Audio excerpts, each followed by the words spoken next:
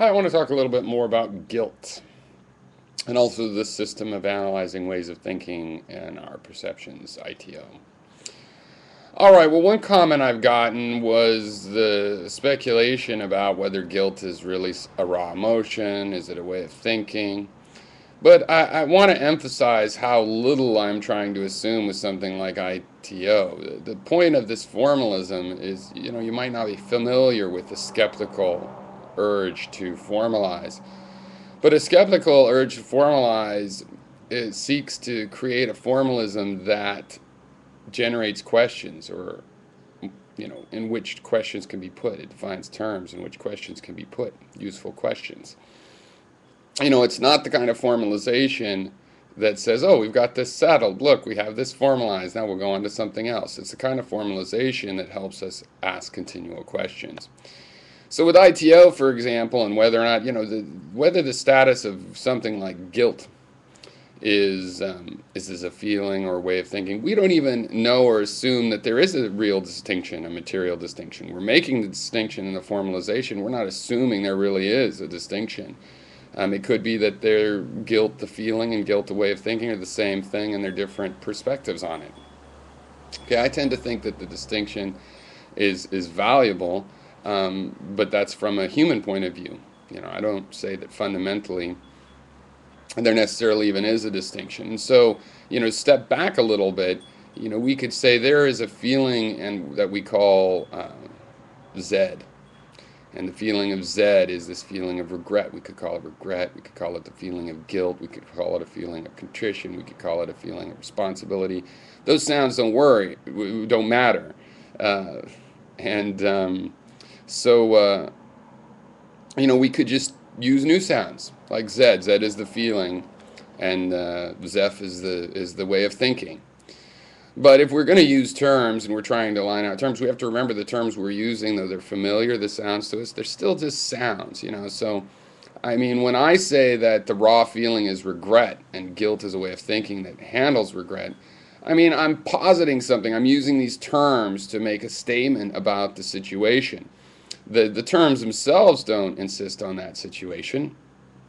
All right, it's something that I can thereby assert. Okay, I can posit it. You could do it the other way. It's just that I think in natural language that regret is the more fundamental, and guilt involves something that is done with regret. Right? There's a reaction to regret. So to me, it's natural to call guilt a way of thinking. But really, there could be this feeling of regret, Z, and there might be a set of such feelings that we would categorize together. There almost certainly is, right? Because there's individual feelings over time that we're categorizing. And there's ways of thinking about regret, right? The other issue is the people, I think primarily Gary, but maybe somebody else, said something that struck something that's important to me, which is that guilt is sort of a bullshit thing to even analyze in a sense. And in a bigger picture, it's like in traditional philosophy, well before I got into it, but still at some institutions, we discussed the traditional values, honor, courage, bravery, and including things like, guilt. And they're really just traditional ways from religion and other cultural artifacts that we use to analyze things. Okay, now I think the advantage in the ITO kind of approach is we are making very few assumptions. So we don't have to analyze a way of thinking like courage that might turn out to be something that should be decomposed into all these different,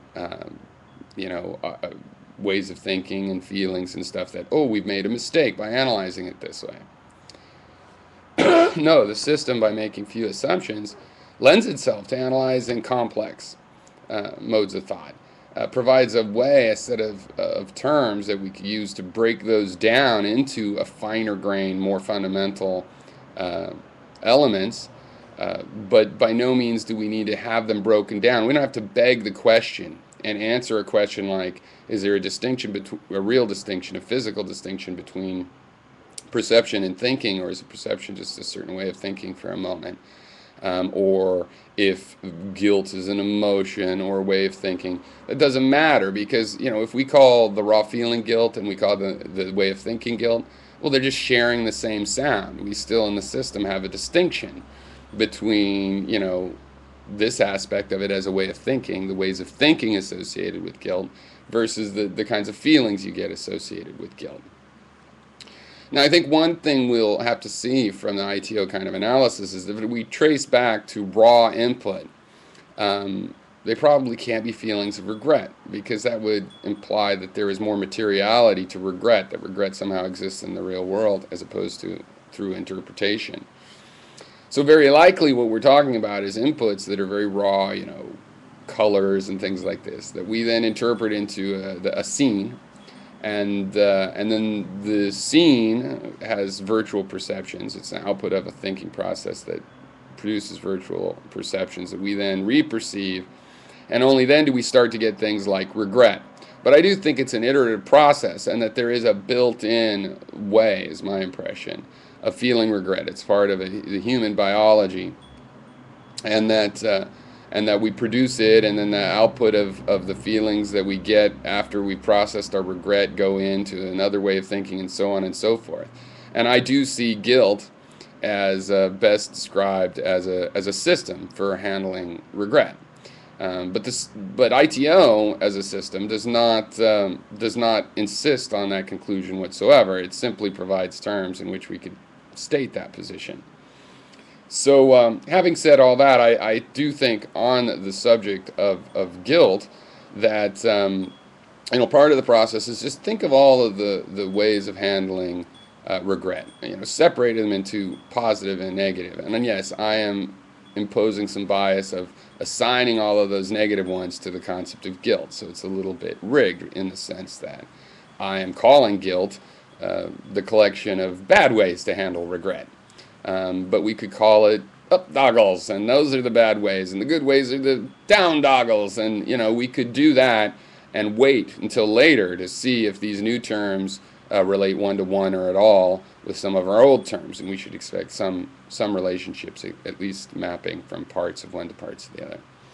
So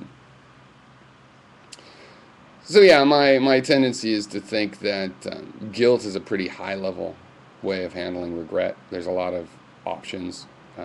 We feel like we're just stuck with the guilt and have to deal with the guilt that's been output of a guilty way of thinking, and I don't believe that. I believe that we have regret.